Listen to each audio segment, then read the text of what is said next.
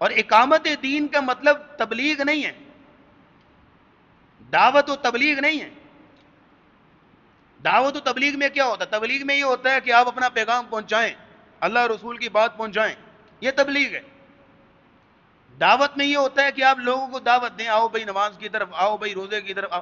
دعوت و تبلیغ اقامت دین نہیں ہے، بلکہ اقامت دین کا مطلب یہ ہوتا ہے کہ دین کو عملاً نافذ کرنا، معاشرے کے اندر اس کو رواج دینا۔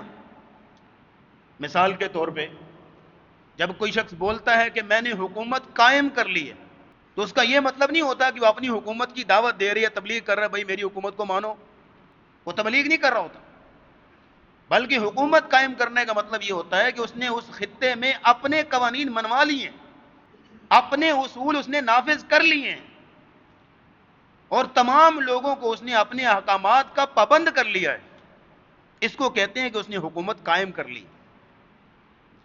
تو اگر آپ کہیں پہ کوئی دعوت دے رہے ہیں، تبلیغ کر رہے ہیں، بس تبلیغ والا سلسلہ چل رہا ہے، تو وہاں پہ دین قائم نہیں ہوا۔ دین قائم تب ہوتا ہے جب بالفعل معاشرے میں دین کے احکامات نافذ ہوں۔ اسی طرح جیسے قرآن بار بار کہتا ہے نماز قائم کرو، نماز قائم کرو، جب بھی نماز کی باری آتی ہے قرآن قائم کا لفظ بولتا ہے کہ نماز کو قائم کرو۔ اس کا یہ مطلب نہیں ہے کہ آپ جمعوں میں دروس میں نماز کے فضائل بیان کرتے رہیں، لوگوں کو نماز کی دعوت دیتے رہیں، یا لوگوں کو جو ہے وہ نماز کی تبلیغ کرتے رہیں۔ نماز کو قائم کرنے کا مطلب ہرگز یہ نہیں ہے، بلکہ نماز کو قائم کرنے کا مطلب یہ ہے کہ معاشرے میں نکل کر آپ بالفعل عملاً ایسا انتظام کریں کہ پورا معاشرے کو نمازی بنائیں،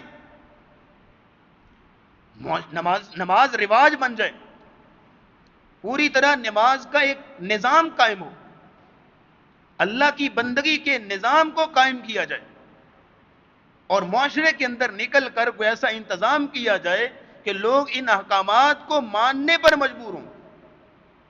اس لیے یہاں دیکھیے اللہ نے جو کہا نا شرع لکم من الدین ما وصی بہ، یہ وہی اصول جو حضرت نوح کو دیا گیا، حضرت موسیٰ، عیسیٰ، ابراہیم اور دیگر انبیاء کو یہی اصول دیا گیا، ان اقیم الدین، کہ دین کو قائم کرو۔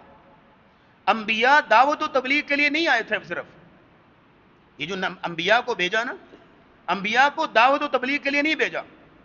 سرے سے یہ مفہوم اپنے ذہن سے نکال دیں، نہ انبیاء کا مشن تھا دعوت دینا، تبلیغ کرنا۔ انبیاء آئے تھے دین کو قائم کرنے کے لیے۔ دعوت و تبلیغ ایک ٹول ہے، دعوت و تبلیغ تو صرف ایک ٹول ہے، ذریعہ ہے، اصل ہدف نہیں۔ اصل ہدف آگے ہے، اقامت دین، دین کو قائم کرنا۔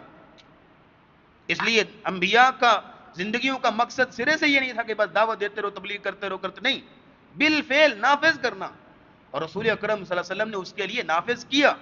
23 سال کے عرصے میں آپ علیہ السلام نے شروع وہیں سے کیا، دعوت سے، تبلیغ سے، لیکن دی اینڈ کیا ہوا؟ فتح مکہ کے موقع پر، حجۃ الوداع کے موقع پر پوری طرح نظام قائم کر دیا۔